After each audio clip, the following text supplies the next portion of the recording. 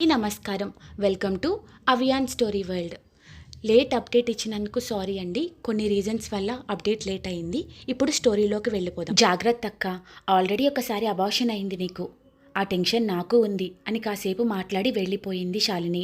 అక్కడి నుండి వెళ్ళిన 10 డేస్కి శాలినికి బాబు పుడతాడు. కానీ బాబు ఏడవలేదు. పెయిన్స్కి స్పృహ కోల్పోయింది శాలిని. డాక్టర్, మేడం బాబు చనిపోయాడు ఓవర్ స్ట్రెస్ బీపీ వల్ల. ఆవిడ దేనికో చాలా టెన్షన్ బాధ తీసుకున్నారు. ముందు రోజు శాలిని మాటలు గుర్తొస్తాయి. మధుని తను ప్రేమించిన అబ్బాయికిచ్చి పెళ్లి చేయి, అది బాధపడుతుంటే నేను చూడలేకపోతున్నాను అని. సరస్వతి గారు, శాలిని పరిస్థితి ఎలా ఉంది? స్పృహ కోల్పోయారు. అంతేకాదు, ఆవిడికి మళ్ళీ పిల్లలు పుట్టకపోవచ్చు. మీ అల్లుడెక్కడా? చూడు వరలక్ష్మి, తను లేడు. ఇన్ఫామ్ చేశాను, కాసేపట్లో వస్తాడు. వరలక్ష్మి, ఇప్పుడు ఏం చేద్దాం మేడం? ముందు బేబీ ఫాదర్కి ఇన్ఫామ్ చేయండి. ఒక్క నిమిషం అని కళ్ళు మూసుకుని, వరలక్ష్మి నేను చెప్పేది విను.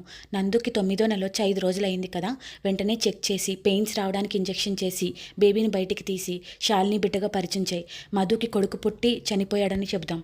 మేడం ఏం మాట్లాడుతున్నారు? నందినిది చాలా హెల్దీ ప్రెగ్నెన్సీ. మీకు తెలుసా, తనకు ఒక 10 to 12 డేస్లో నార్మల్ డెలివరీ అవుతుంది. నేను మొన్న చెక్ చేశాను, తనది హెల్దీ ప్రెగ్నెన్సీ మేడం. పాపం మేడం నందిని, ఇంకొకసారి ఆలోచించండి.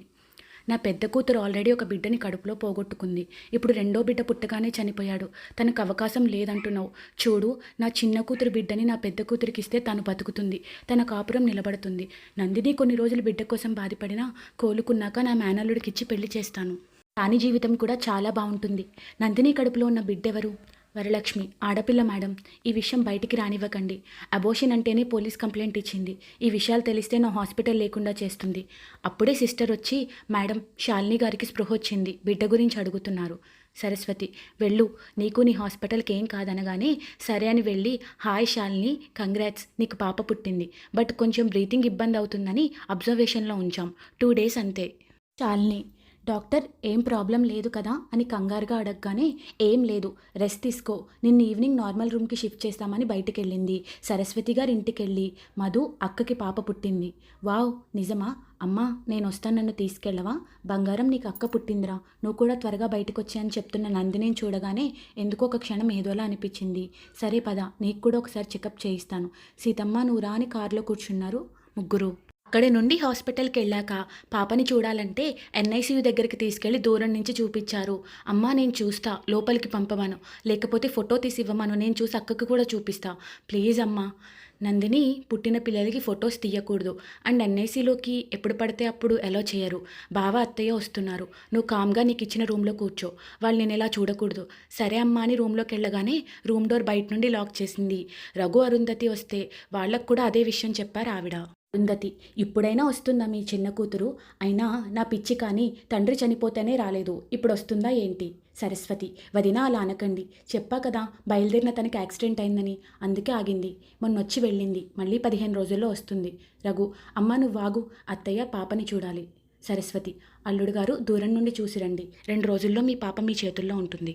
వరలక్ష్మి, నందిని నీకు డెలివరీ టైం దగ్గరకు వచ్చింది, బీపీ ఎక్కువ ఉంది, జాగ్రత్త, లోపల పిల్లలకి చాలా ప్రమాదం బీపీ పెరిగితే. నందిని, అవునా? కానీ నేను కూల్గా ఉన్నాను, ఇన్ఫ్యాక్ట్ చాలా హ్యాపీగా ఉన్నాను, మరి ఎందుకు బీపీ? ఓకే, జాగ్రత్తగా ఉంటాను. అక్కని చూడొచ్చా? మీ బావగారు ఉన్నారు. ఓ ఓకే, సారీ, ఆ రోజు మిమ్మల్ని పోలీసుల ముందు బుక్ చేసినందుకు. నా బేబీ అంటే నాకు ప్రాణం, ఈ బేబీ మా ప్రేమకి ప్రతిరూపం. ఇట్స్ ఓకే నందు, నాకు ఇంకా పేషెంట్స్ ఉన్నారు, రెస్ట్ తీసుకొని వెళ్ళిపోయింది ఆవిడ.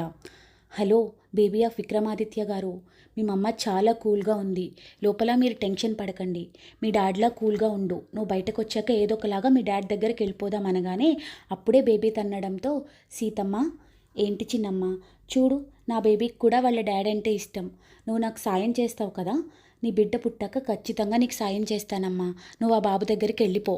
డే గడిచాక స్కానింగ్ అని తీసుకెళ్ళి వాటర్ బ్రేక్ అయ్యాయని పెయిన్స్ రావడానికి ఇంజెక్షన్ చేసి డెలివరీ అవ్వగానే తనకి చిన్న ఇంజెక్షన్ ఇచ్చి స్పృహ తప్పించింది. ఆ పాపని సరస్వతి గారికి ఇచ్చి, నందినికి మీరే చెప్పండి, నన్ను ఇన్వాల్వ్ చేయకండి ప్లీజ్ అని వెళ్ళిపోయింది డాక్టర్. ఏంటమ్మా ఇది, మీరు చేస్తుంది తప్పు. పాప మీద ప్రాణాలు పెట్టుకుంది. 9 నెలలు మీరు ఒకే గదిలో ఉంచినా కడుపులో ఉన్న బిడ్డతో మాట్లాడుకుంటూ బిడ్డను ఊహించుకుంటూ బతికిందమ్మా. నా మాట వినండి. ఆ అబ్బాయిని దూరం చేశారు. నందిని అమ్మకి పెళ్ళయిందని ఫోటోలు పంపించారు. నందినికి చెప్పొద్దు అన్నారు. అన్నీ మీరు చెప్పినట్టే చేశాను. బిడ్డని నందినికి ఇచ్చేయండమ్మా. బిడ్డ లేదంటే తట్టుకోలేదు, పిచ్చిదైపోతుంది. వెంటనే సీతమ్మ చేయి తల మీద పెట్టుకుని, నా మీద ఏ మాత్రం అభిమానమున్నా ఈ విషయం ఎవ్వరికీ చెప్పకూడదని ఒట్టేసుకుంది సరస్వతి. వెంటనే పాపని తీసుకెళ్ళి కాసేపు ఎన్ఐసీలో ఉంచి రఘుని పిలిచి రఘు చేతికి పాపనిచ్చింది. 2 అవర్స్ తర్వాత మెలకువచ్చిన నందిని అక్కడున్న సిస్టర్ని పిలిచింది. సిస్టర్, నా పాప ఎక్కడా? అమ్మ దగ్గరుందా? మా అమ్మని పిలవండి. నందిని కోసం లోపలికొచ్చిన సరస్వతి గారు పాపనైతే శాలినికి ఇచ్చారు, కానీ ఆవిడికి నందినిని ఫేస్ చేయడానికి కొంచెం భయం వేసింది. ఎలా రియాక్ట్ అవుతుందో అని. నేనేం చేసినా నీ మంచి కోసమే, నన్ను క్షమించమ్మా మధు అని మనసులో అనుకుని తన దగ్గరికి వెళ్ళగానే, బేబీ ఏది? తనని కూడా ఎన్ఐసీలో పెట్టారా? చెప్పమ్మా, వాళ్ళ అక్క దగ్గరికి వెళ్ళిందా? నన్ను ఎన్ఐసీ దగ్గరికి తీసుకెళ్ళవా? నాకు పాప పుట్టింది కదమ్మా. కాదు మధు, నీకు బాబు. ఓ అవునా? అమ్మా చూపించవా ప్లీజ్. సరస్వతి, మధు, నేను చెప్పేది విను. నీ బాబు కడుపులో ఉండగానే చనిపోయాడు. ఏం మాట్లాడుతున్నావు? ఎందుకు ఇలా చేస్తున్నావమ్మా? నా బాబుని నాకు తెచ్చివ్వు. ఏం చేశావు నా బాబుని అని సరస్వతి గారి గొంతు పట్టుకుంది. నిజం చెప్పు, నీ ప్రెస్టేజ్ పిచ్చితో నా బాబుని ఏం చేశావు అంటుండగా చెయ్యి విదిలించి కొట్టారు ఆవిడ. మధు, ఏం మాట్లాడుతున్నావు? నేనెందుకు పసిబిడ్డని చంపుతాను? నాకు అదంతా తెలీదు. నా బాబు నాకు కావాలి, నా బాబు నాకు కావాల్సిందే అని తనకు పెట్టిన సెలైన్ లాగేసి బయటికి వెళ్ళబోయింది. సిస్టర్ సరస్వతి గారు పట్టుకోవడంతో అక్కడ చేతికందిన వస్తువులు విసరడం స్టార్ట్ చేసింది నందిని. ఇప్పుడే అక్కడికి వచ్చిన doctor, Nandini, are you out of mind? నీకు డెలివరీ అయ్యే 2 అవర్స్ కూడా కాలేదు. ఫస్ట్ కూర్చో. నందిని, నాకైంది నార్మల్ డెలివరీ. మరి నేను ఎందుకు 2 అవర్స్ అన్కాన్షియస్ అయ్యాను? చెప్పండి, మీరేం చేశారు ఇద్దరూ కలిసి? అప్పుడు తీసుకొచ్చింది చనిపోయిన బేబీని ఒక సిస్టర్. పట్టుకుని చాలాసేపు ఏడ్చి కళ్ళు తిరిగి పడిపోయింది. అది బాబు జరిగిందని సీతమ్మ చెప్పగానే అక్కడ వాతావరణం అంతా నిశ్శబ్దంగా మారింది. అసలు అందరికీ ఆ పరిస్థితిలో నందిని గురించి ఊహించుకోవడానికి కూడా భయం వేసింది. భువనగారికైతే కళ్ళలో నీళ్లు కారిపోతూనే ఉన్నాయి. నందిని బాధకి ఆవిడ కొడుకు కూడా ఒక కారణం అనిపించింది. నందు వెళ్ళినప్పుడు ఏడ్చాడు. మళ్ళీ ఇప్పుడు కన్నీళ్ళు వచ్చే ఆదిత్య కళ్ళలో నుండి. అక్కడి నుంచి లేచి నందు రూమ్లోకి వెళ్ళాడు. తన పాదాలపై ముద్దు పెట్టి, సారీ నందు, ఐఎమ్ సో సారీ. ఒక్కసారి కళ్ళు తెరవ్వే, నా జీవితం మొత్తం నీ కాళ్ళ దగ్గర పెట్టేస్తాను. చాలా బాధ పెట్టేశా కదా నిన్ను. ఎలా భరించావురా? నాకు తెలుసు నీకు పిల్లలంటే ఎంత ఇష్టమో. ఒక్కసారి కళ్ళు తెరవమ్మా. అప్పుడే డాక్టర్ రూమ్లోకి రావడంతో పాపని తీసుకొచ్చే బాధ్యత నాది నందు అని చెప్పి బయటకు వచ్చాడు. డాక్టర్ కూడా తనని చెక్ చేసి బయటకు వచ్చి, హలో ఆదిత్య, కమిషనర్ కాల్ చేశారు. తనకి స్పృహ రావడానికి 24 అవర్స్ పట్టొచ్చు. షీ విల్ బీ ఫైన్ అని చెప్పి వెళ్ళిపోయాడు. బయటకు వెళ్ళి ఎవరికో కాల్ చేసిన ఆదిత్య అవతల వాళ్ళకి తన ప్లాన్ చెప్పి లోపల కూర్చున్నాడు. వసు, ఒక్క మాట చెప్పు, నందు నా దగ్గరికి ఎందుకు రాలేదు? తను తలుచుకుంటే నన్ను కాంటాక్ట్ చేయడం తనకి నిమిషాల్లో పని. బాబు చనిపోయాక అయినా నా దగ్గరికి రావాలి కదా. వసుధ, సార్, ఇంటికి వెళ్ళాక నందు ఒక రూమ్లోకి వెళ్ళి లాక్ చేసుకుంది. ఆంటీ ఎంత బ్రతిమిలాడినా తన రూమ్ డోర్ ఓపెన్ చేయలేదు. ఆంటీ భయంతో నాకు కాల్ చేశారు. నేను వెళ్ళి పిలిస్తే డోర్ ఓపెన్ చేసింది తను. మొహం అంతా పీక్కుపోయి చీకట్లో పిచ్చిదానిలా కూర్చున్న తనని చూడగానే చాలా బాధగా అనిపించింది. ఇప్పుడే ఆదిత్య సార్తో మాట్లాడతాను. నందిని, వద్దు. ఏం మాట్లాడుతావు? వాడిని ఫేస్ చేసే ధైర్యం లేదు నాకు. ఏం చెప్పాలి? నేనే నీ బిడ్డని చంపేశానా? పిచ్చి పట్టిందా? నువ్వు చంపడం ఏంటి? కొంతమందికి అలా జరుగుతుంది. ఆదిత్య సార్తో మాట్లాడతాను. వెళ్ళిపో. ఇక్కడుంటే మీ బావ గౌతమ్కి నీకు పెళ్లి చేస్తుంది మీ అమ్మ. లేదు, నువ్వు వెళ్ళు. ఎట్టి పరిస్థితిలో ఆదిత్యని కాంటాక్ట్ అవ్వద్దు. నాకు ఇష్టం లేదు. అయినా ఆదిత్య ఎందుకు నన్ను వెతుక్కుంటూ రాలేదు? సరేలే, వాడు కూడా మూవ్ ఆన్ అయ్యుంటాడు. వదిలే, వెళ్ళిపో అని తనను పంపించేసి అలానే కొన్ని రోజులు అదే రూమ్లో ఉండిపోయింది. ఎవరైనా పెడితే తినడం, లేకపోతే అలా ఆలోచిస్తూ ఉండిపోవడం. ఇక సరస్వతి గారికి అయితే నందిని ఏడ్చి మర్చిపోతుంది అనుకున్నారు, కానీ ఇలా పిచ్చిదానిలా అయిపోతుందని ఊహించలేకపోయారు. శాలిని వచ్చి, నందు, పాపకి నీకు ఇష్టమైన పేరు పెట్టాను. పాప పేరు నిత్య. కావాలంటే పాపను చూసుకుని బాబుని మర్చిపోవే. మళ్ళీ నార్మల్ లైఫ్కి రా. నువ్వు ఇంత ఏడుస్తున్నావు కదా, నీకోసం వచ్చాడా ఆ విక్రమాదిత్య? పోనీ సరే, నీ డీటెయిల్స్ తెలియవు. పోనీ కనుక్కోవాలి కదా. పెద్ద తోపు తురుము అని చెప్తావు. వాడు నిన్ను వదిలేశాడు. నిజమే కదా, సీనియర్ తలుచుకుంటే నా దగ్గరికి వచ్చేవాడు. ఎందుకు రాలేదు అని ఆలోచిస్తూ నేనేంటి ఇలా ఆలోచిస్తున్నాను అనుకుని అక్క నువ్వు వెళ్ళని మళ్ళీ డోరేసుకుంది. నందిని ప్రవర్తనలో మార్పుకి సైకియాట్రిస్ట్ని కలిసి ట్రీట్మెంట్ ఇప్పించారు. ఇంట్లో అందరికీ నాన్న చనిపోవడం తీసుకోలేకపోయిందని చెప్పారు. నందినికి తన ఫాదర్ అంటే ఉన్న ఇష్టంతో అందరూ అదే నిజమనుకుని నమ్మారు. ఆఫ్టర్ 3 months నందిని మళ్ళీ కొంచెం యాక్టివ్ అవ్వడంతో నెమ్మదిగా మ్యారేజ్ ప్రపోజల్ తీసుకొచ్చారు సరస్వతి గారు. నందిని, నేను MBA చేయాలి కానీ అబ్రాడ్లో అని వచ్చాక ఆ ప్రపోజల్ గురించి ఆలోచిస్తానని చెప్పడంతో ఆవిడ ఒప్పుకున్నారు. యూకే వెళ్ళిన నందిని MBA అయిపోయినా అక్కడే ఉంది. కంప్లీట్గా విక్రమాదిత్య గురించి ఆలోచించడం మానేసింది. తనకి వాళ్ళ అక్క అడిగాక విక్రమ్ రాకపోవడం ఎందుకో, ఆదిత్య తనని మర్చిపోయాడేమో అని అనుకుంది. అక్కడున్నప్పుడు కూడా ఎవ్వరితో మాట్లాడేది కాదు. వాళ్ళ అక్కతో మాత్రం వీక్లీ వన్స్ మాట్లాడేది. ఆ రోజు కూడా వాళ్ళ అక్కతో మాట్లాడింది.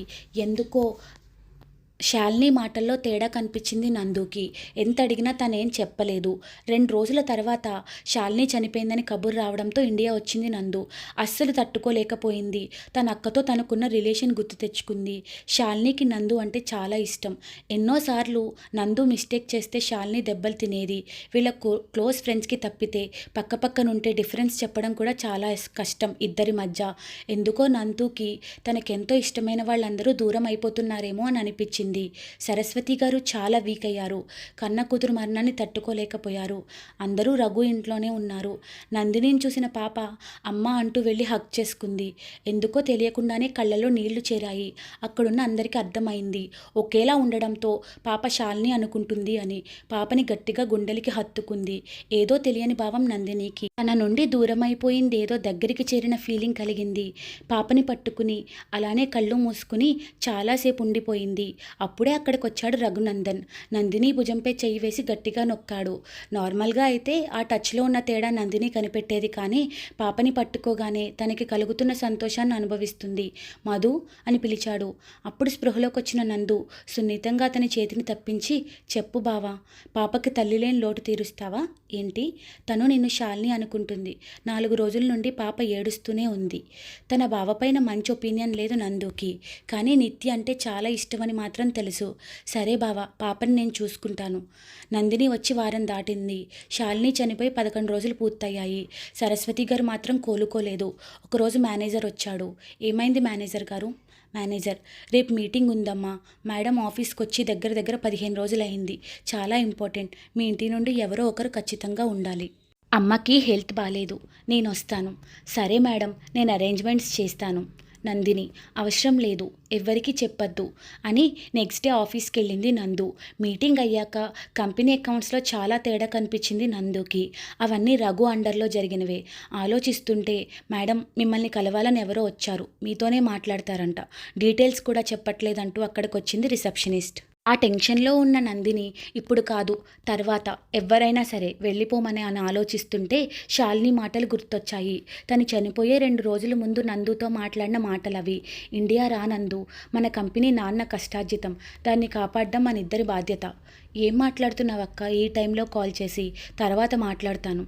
శాలిని, నీతో మళ్ళీ మాట్లాడతానంటావా నందు అని వాళ్ళక్క అడిగిన మాటకి అర్థం ఇప్పుడు అర్థమైంది తనకి. టేబుల్పై తల పెట్టుకుని ఏడుస్తుంది తను. ఎందుకు అలా అడిగావక్క? చెప్పు, నిన్నెవరైనా బాధ పెట్టారా?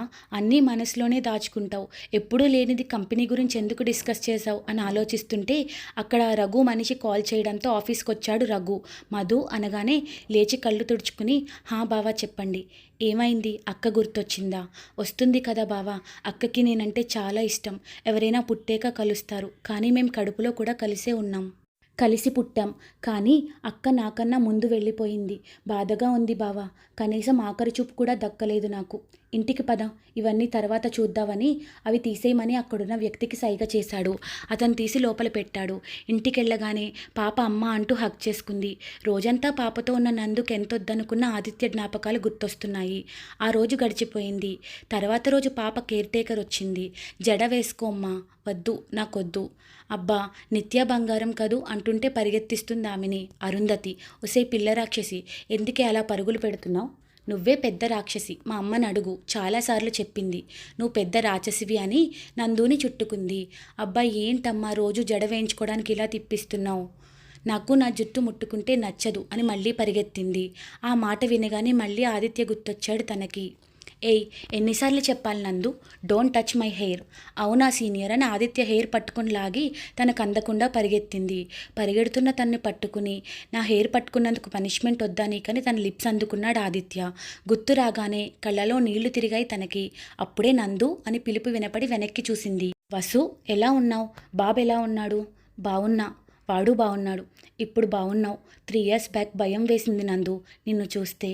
నందు, బానే ఉన్నాలే, పద అని ఇద్దరూ మాట్లాడుకుంటుంటే నిత్య అక్కడ కూర్చుని డ్రాయింగ్ బుక్లో కలర్స్ వేస్తుంది.